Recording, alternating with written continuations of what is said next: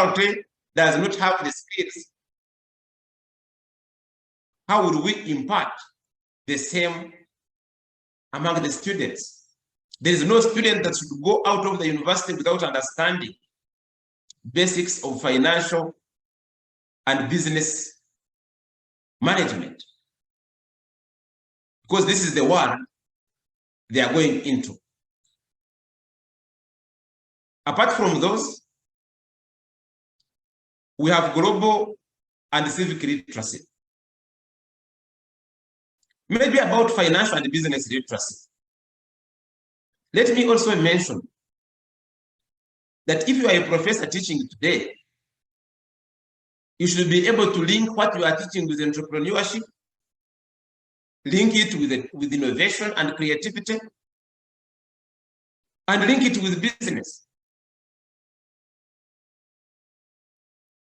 You should be able to guide the students on possible business startups and entrepreneurship projects that can come out of that subject area or that discipline. We usually think that if you were studying Christian religious education or theology and divinity, that there was no entrepreneurship, until we saw some of the greatest American entrepreneurs are actually theologians and experts in divinity. So as faculty, we need to understand that. But also as a student, keep asking yourself, what can I do with this knowledge apart from going to look for a job? If you need an answer, ask your teacher. Let's all challenge one another and begin to think. Because if we do not, we will not be preparing our students and ourselves for the 21st century. So we have also global and civic literacy. These skills are important for every student in the university and every lecturer. We are referring to knowledge and skills needed to participate in influencing change in your community and globally. Things to do with voting, knowledge of governance models, understanding global economy and global politics. But these things also direct investment. They help you understand where you can look for partners and where you can do networking. I think recently, as a result of the war that is ongoing between Russia and Ukraine, we discovered that 40% of the world's wheat was coming from only those two countries.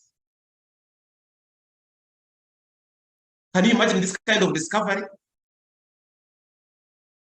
We didn't know this until war broke out between Russia and Ukraine. Then we discovered that 40% of the world's wheat has been coming from only two countries. So now if you want to invest, for the National Planning Authority and for governments that are planning to invest for the global economy and global market, now we see where to direct our investment. 40%, there was actually a shortage because of the war. And then we woke up to the realization that 40% of the world's wheat has been coming from only two countries. Now we know better. Of course, that's one thing. The other is, of course, to take action. So students who are getting out of universities now must understand something about global dynamics, global economy, global politics, if you want a bit of diplomacy, but to understand what is happening generally in the global market and global economy, but also what is happening nationally. And I have called this global and civic literacy. We need to ensure that students get out of our universities when actually they understand this.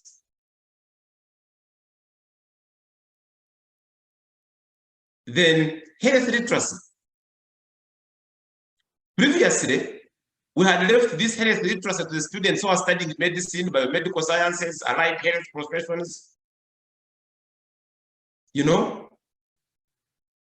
if you were studying business or information technology, law, whatever, it wasn't thought that health literacy was actually very important. I think today, as a result of these world pandemics that have been one following the other, we have all realized that to survive in this world, you need basic information about health. And by health literacy, I'm meaning the ability to find, understand, and use health information to inform health-related actions for yourself and for others. And knowing that this health-related information can actually also influence business and can influence several other things. Knowing where to travel, for instance. If there is a pandemic growing and it has already hit a particular region, then you don't have to go there for business.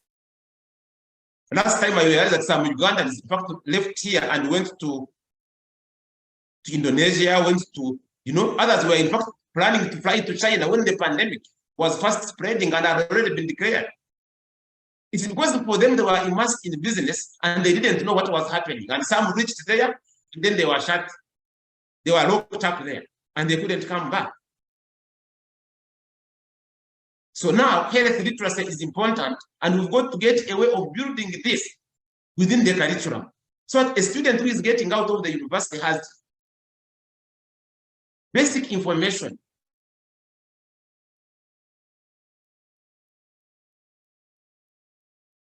basic exercise to do, where to get health information, what to do at home and with oneself to be able to solve some of the problems for oneself, for family, and for the community. And then finally, and I'm saying I selected only a few, there are several others, they are technical skills. We all know about technical skills related to a particular discipline, that if you are studying law, then you are studying, all those technical aspects of law, criminal law, and other forms of law, commercial law and what have you. Or if you are studying IT or public health or medicine. At the moment, many universities are in fact concentrating only on technical skills. That a lawyer comes out when he or she is a lawyer and nothing else. That a student of medicine comes out when he or she is a doctor, but don't ask about other things. Today, we are saying that all these different forms of skills are actually needed. Digital skills, and also media skills related to digital skills, financial and business skills, and this also relates to entrepreneurship and innovation, global and civic literacy and skills, health literacy, of course, all these in addition to the technical skills.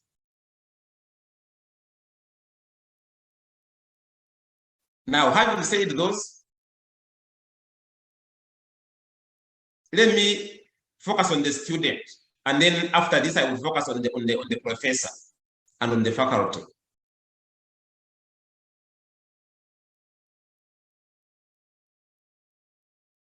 I found this diagram, this kind of pictorial from applied health, applied systems education, and they talk about 3 broad categories of skills that a student now needs in order to stay competitive in a changing job market. The first category is what they have referred to as learning skills. And these include critical thinking skills, creativity skills, collaboration skills, and communication skills. Critical thinking skills are skills to help us to juggle around and through the information which is too much today. The problem today is not a lack of information, but actually the ability to deal with the existing huge amounts of information. So we need critical reading skills. We need analysis skills. We need to be able to question the authenticity of the information. We need to be able to cross-check whether that information is correct using different other sources. And therefore triangulate our sources of information. But of course, also to question, why is the author writing this information? Why are they spreading it? What is its purpose? Who are they targeting? And what is behind what we may be seeing? Then creativity. The world we are in now and the world for the future is a world that requires a lot of creativity and innovation. As students,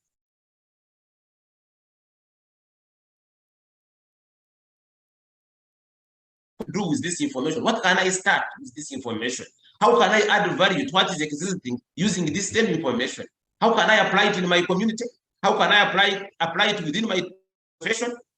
What can I do with it? Okay? That's creativity. And then, of course, collaboration. You are not going to work in the world has become a global village, and so you are not going to work alone. You have to have skills to collaborate with people in different parts of the world. So that you are here, but you are linked with people in Australia, in the US, in Germany, in the UK. These are the skills that you need. And nobody should get out of the university today without skills to network. And to network beyond your region, beyond your country, beyond your continent. I don't need to say much about communication. These are critical skills and special skills also to learn. Then there are literacy skills, which are based on mastering modern information, but also the media through which this information is circulated, and then mastering how to use the devices, which is why they talk about information, media, and then technology. And finally, for these categories, they talk about life skills. This is what you need in order to manage the university life, but also future life of work or business. There is a need for flexibility to manage current university education, but also future world of work. There is a need for leadership. There is a need for taking initiative. Productivity, which talks about how actually you utilize your time and resources effectively and efficiently. And of course, also what we call the social skills. Ability to fit within a team, to work with others, to add value to what other people are doing, as you also benefit from what they are able to offer. A student needs this. So now we get to the pedagogy. What pedagogy should be deployed to be able to realize impartation of those 21st century skills that we have talked about? We have to move away from the traditional pedagogy. You know, rote learning, encouraging memorization, and in the end, actually examining memorization. That has long changed. Today's lecturers and faculty should actually concentrate on promoting analysis, promoting understanding, promoting collaboration, promoting research, promoting self-directed learning, and so running away from rote learning. And so, what's the pedagogy? One, and I will not exhaust all that you can see on this chart. We need to focus on teaching and developing thinking skills. And in this, we should focus on higher order thinking skills. Those of you who have come across Bloom's taxonomy, where he talks about knowledge and facts as the first level, then comprehension as the second level, and synthesis. I think we need to go into higher levels of analysis. Yes, synthesis, analysis, ability to make comparison and application, and reflection and modification. I think we can even go beyond the level the levels explained within Bloom's taxonomy. That's the kind of focus that should be guiding us. Teaching and developing thinking skills while focusing on higher order thinking skills, or what they refer to as HOTS. But also developing problem-solving skills among students. And we know the pedagogy, problem-based learning, project-based learning, use of case studies. Those are some of the methods that are able to help the students or the learners to develop those skills. Let's forget about the lecture method. I think it is so convenient that every teacher wants to use that, especially teachers who have not prepared. But teachers who are focused on helping the students to master the skills for today and for tomorrow, they have run away from the lecture method. Let us use problem-based learning. Let us deploy cooperative learning. Let us use the debate. Debating as pedagogy. Let us use project-based learning. When we use those methodologies, we will be able to help the students to develop skills to work in teams, skills to deal with real life challenges, because you assign projects from the real world, or case studies that with things that resemble.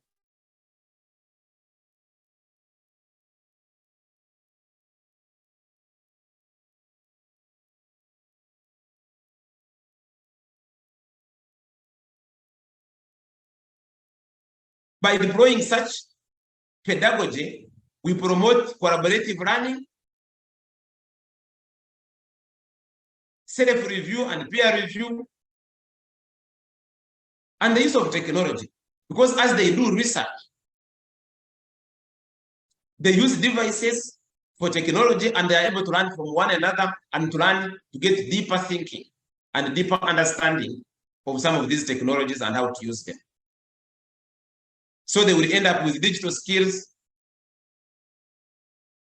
and of course also with a bit of interdisciplinary skills, because most of the case studies and the projects that we use in our pedagogy are somehow interdisciplinary in nature. So for you who are involved in teaching and learning, please pay closer attention to this and see how you can deploy it to promote the skills for the 21st century. I'm coming close to the end. I want to talk about assessment. How do we assess the skills for the 21st century? And I want to look at a comparison between traditional versus modern forms of assessment. Colleagues, let us run from the traditional forms of assessment. They are outdated.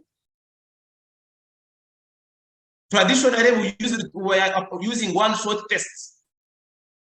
You know, you teach at the end of a given period, maybe at the end of the term or semester, you give a test. Today, we are continuous testing. So in that case, we move away from assessment of learning, what we call assessment for learning. In assessment of learning, you teach. You keep teaching, and in the end, you set a test. And you want to see whether people can remember what you taught them.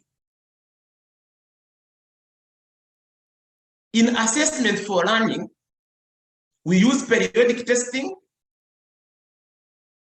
and we use those tests to reinforce learning. In fact, when I taught at Queen Margaret University as a visiting speaker and at Keele University in the UK, they were taking it to the extremes. Because they would set a test and tell the students the questions. They would say, this will be question number 2, this will be number 3, this will be number 4. And then the students would go and research. Because the aim was to use the tests to reinforce learning. And the argument was that in real life, there is no invigilation, there is no timing. You can use all the reference materials and do consultation that you want to do. But of course, those questions are different questions from the ones that we are actually setting in our universities here in Uganda. So if you are using it to the traditional questions, I am sure you are now asking, how can you set a test and then share the questions with the students? If you are still setting those questions of identify, name, list down, then of course, you cannot apply this method that I'm talking about. But if you are setting questions of application, you are a district health officer of a rural district, and you are informed that 2 of the neighboring districts are suffering with an epidemic disease that is fast spreading. You estimate that within 1 week, this disease will reach your district. What practical methods are you going to take to ensure that you contain this epidemic? Either prevent it or contain it and manage it so that you minimize mobility and, of course, mortality. That kind of question, you can actually share it with the students. And there's no problem. They can go to senior people and actually ask and consult. It is okay. Because you are using the test to reinforce learning. So if I am a student of medicine or a student of public health, I can go to a senior physician or a senior health administrator. I'm seeing Dr. William Nyangane here. I can go to him and say, how do you manage this? And he can tell me the methods and the steps to go through and how to deal with the religious leaders and how to deal with the media and how to deal with other cultural leaders. And I can write down all these steps and I come and I answer the question. Will I get the marks? Yes, I will get the marks. Because you see, the whole aim is to make sure that a student is able to solve that problem when they are in the field. And so assessment changes from one-shot tests to continuous tests. This is what I'm talking about. There is also a shift from indirect tests to direct assessment. In traditional teaching and learning, we actually use indirect tests. We give an exam which does not reflect what you will do as a town clerk, what you will do as a medical or what you will do as, as a vice chancellor, what you will do as a bishop. It doesn't reflect that. You're just giving a test. And we are focusing only on knowledge. In modern assessment, for the 21st century, we focus on direct assessment. And we go for some of the questions that you will have to answer in a particular job. So they are more direct to the work environment. There is a shift from inauthentic tests, authentic assessment. Again, inauthentic tests are those where they ask you just to name things, to list down, to explain certain things. Doesn't matter whether you will be able to apply them or not. In authentic assessment, you are actually going for the real problems and you are being asked how you will solve those problems. There is a move away from individual tests to group assessment, because in the world of work, we actually work in teams. When there is a question to answer and you are a district health officer, you will call the district, the senior management team. If there is something from government and it's coming to me as a vice chancellor, I actually call the senior management team or the academic board. And I sit with the academic registrar, deputy vice chancellor, quality assurance director, and other people. So how can I work effectively in a team when I was taught and assessed to work as an individual? So we need to begin to look for group assessment. In traditional assessment, there is no feedback to the learners. In modern assessment, there is feedback to the learners. We have speeded exams and timed exams in traditional assessment. In today's assessment, we can actually go for untimed exams, take home exams. Because we move away from invigilated tests, open book exams, because actually life is an open book. In the US, in Europe, they engage a lot students in open book exams. Here, we say, but you see, if we allow them to come with the books or go and do the papers from their homes, they are going to cheat. We think they will cheat because the kind of questions we have asked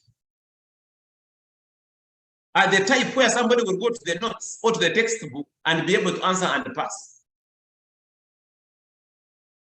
As lecturers, we need to spiral.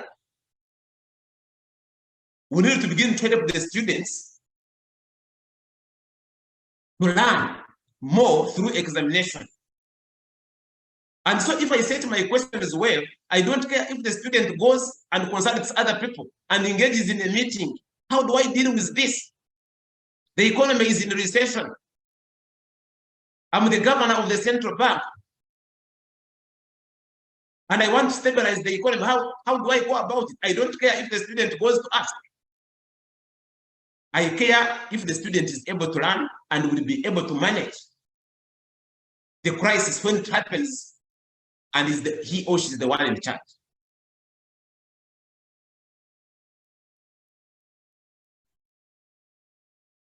I want to stop at this and summarize by saying that we have mentioned that the 21st century jobs and occupations are fast changing, they are highly digitized, they are dynamic, and they require a lot of innovation and enterprise.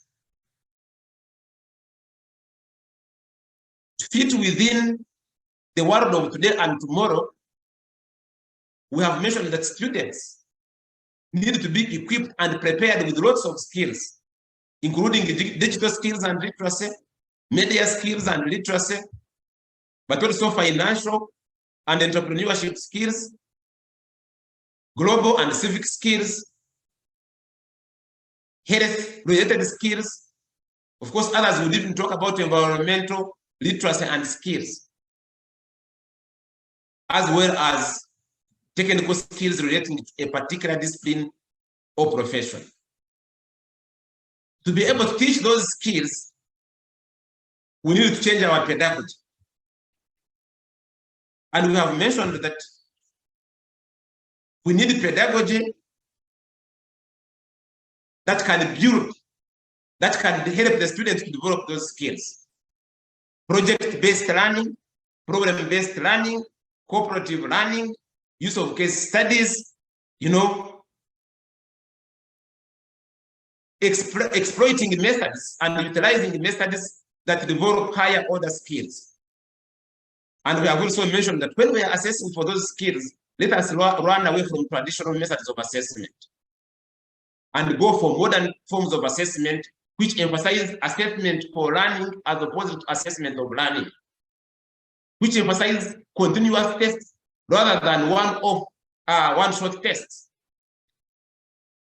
which emphasizes direct assessment rather than use of indirect tests that don't have much to do with the job that actually somebody will be doing, which emphasizes open book exams and contextualized assessment rather than the contextualized tests that also emphasize timed and invigilated tests. I want to appreciate you for your time. And I'm seeing a number of people here. I have observed Dr. Nyangan, who has given us time. A long-standing, public health physician with several accolades. I am seeing Peter Mira from Ministry of Health and working with the Infectious Diseases Institute.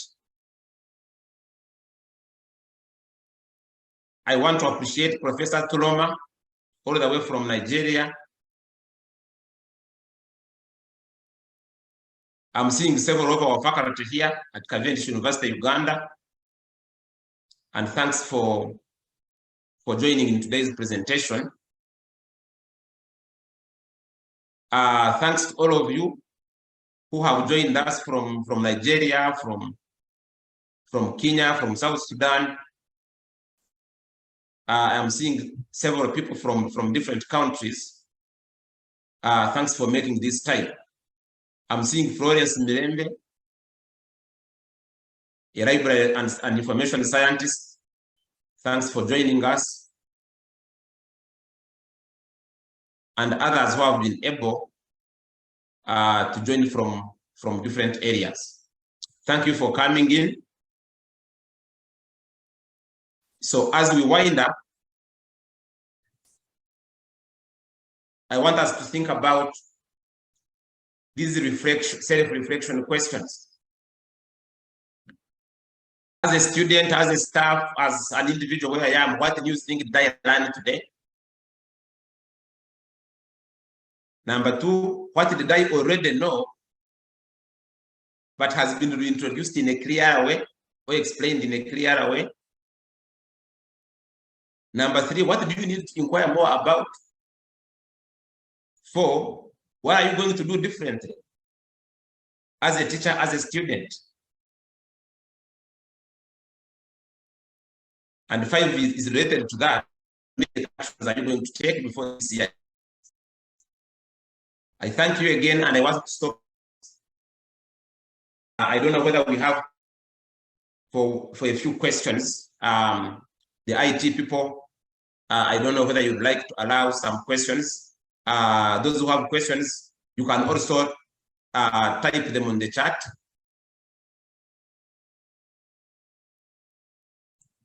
So that we can be able to respond to them. And I can see some people from Nigeria. Oh, sorry, somebody says that the volume was low. I hope that you have been able to hear, many of us here.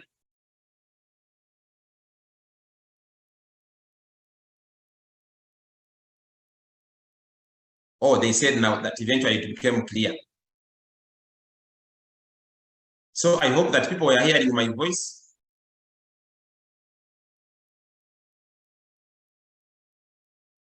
I am seeing a good comment here from Kirwe Haman that increased that indeed open book exams are the way to go. They help students to think instead of regurgitating what was taught by the lecturers. Thanks, Dr. Olutayo, for your comment. And thanks to you, Bernard Ochan. I remember was Rosie. Thanks for your comment. And Florence Mchavule. Mchavule was on this, the senior presidential advisor. Honorable Mchavule, it's a pleasure. Thanks for having the time to join us. This is the senior presidential advisor. It's a pleasure. It's always a pleasure to have you, and thank you very much.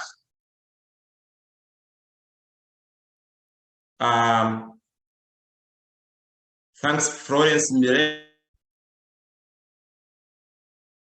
Pangu, and thanks my brother Evans.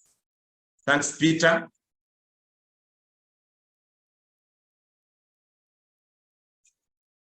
Thank you.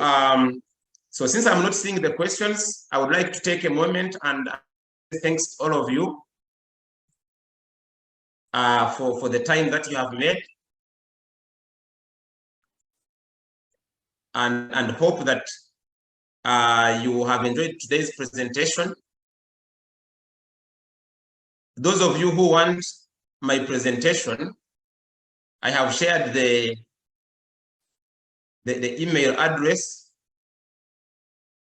and I can still write it here.